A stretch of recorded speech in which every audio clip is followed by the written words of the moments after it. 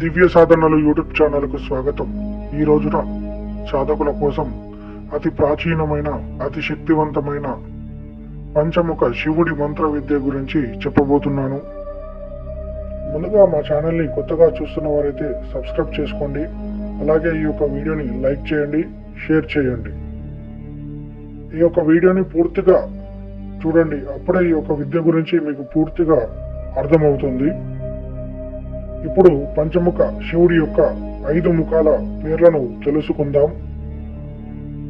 మొదటిది సజ్యోజాత, రెండవది వామదేవ, మూడవది అఘోర, నాలుగవది తత్పురుష, ఐదవది ఈశాన అనే పేరుతో పిలవడం జరుగుతుంది. ఇప్పుడు ఈ యొక్క మంత్ర విద్య సిద్ధి కలిగిన సాధకుడికి జరిగే లాభాలు గురించి చెప్పబోతున్నాను. ఈ యొక్క పంచముఖ శివుడి మంత్ర సిద్ధి తర్వాత సాధకుడి యొక్క జీవితంలో ఎలాంటి మంత్రములు కానీ తంత్రములు కానీ సాధకుడి యొక్క జీవితంలో దరిచేరవు. అలాగే సాధకుడికి ఎలాంటి గ్రహ దోషాలు ఉన్నా సరే ఈ యొక్క పంచముఖ శివుడి విద్య ద్వారా సాధకుడికి గ్రహదోష నివారణ అవుతుంది. అలాగే కుల దేవి దేవతల దోషాలు కానీ, పితృదేవి దేవతల దోషాలు కానీ, కుండలి యొక్క దోషాలు కానీ, ఇంటికి పట్టిన దరిద్రము కూడా వెళ్ళిపోవడం జరుగుతుంది. కొంతమంది సాధకులు ఎన్ని మంత్ర సాధనలు చేసినప్పటికీ ఆ యొక్క మంత్రసిద్ధి కలగదు. అలాంటి వారు ఈ యొక్క పంచముఖ శివుడి మంత్ర సాధన చేసిన తర్వాత సాధకుడు చేసే ప్రతి సాధన కూడా త్వరగా సిద్ధి కలుగుతుంది. సాధకుడు పూర్వం చేసుకున్న చెడు కర్మల నుంచి కొద్దిగా ఉపశమనము కలుగుతుంది. అలాగే సాధకుడికి మోక్షము కూడా లభిస్తుంది. సాధకుడు సాధన ప్రపంచంలో ఒక ఉన్నత స్థాయికి వెళ్ళడం జరుగుతుంది. అలాగే ఈ యొక్క పంచముఖ శివుడి మంత్ర విద్య ద్వారా సాధకుడికి అపార ధనప్రాప్తి కలుగుతుంది. సాధకుడి జీవితంలో ఎదురు అనేదే ఉండదు. అలాగే సాధకుడికి మంత్రసిద్ధి జరిగిన తర్వాత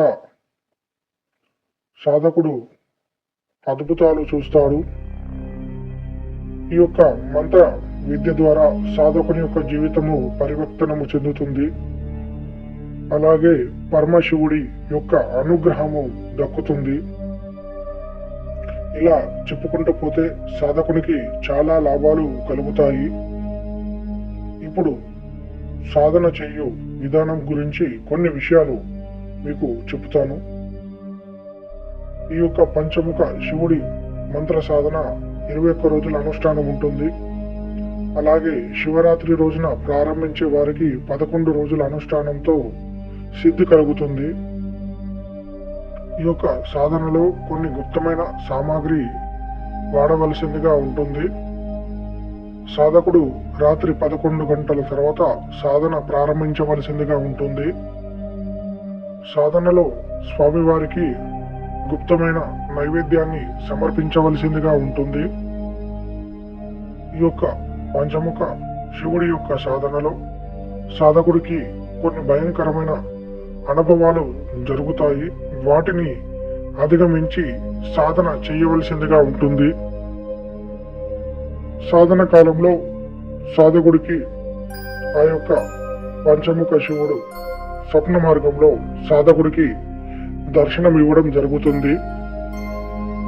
ఈ యొక్క దివ్యమైన మంత్ర విద్యను గురుపదేశం తీసుకొని గురువు పర్యవేక్షణలో చేయవలసిందిగా ఉంటుంది.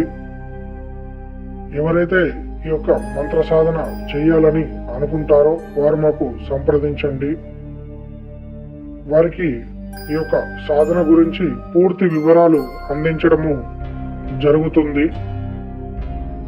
ఈ యొక్క వీడియో మీకు నచ్చినట్లయితే లైక్ చేయండి, షేర్ చేయండి, సబ్స్క్రైబ్ చేసుకోండి.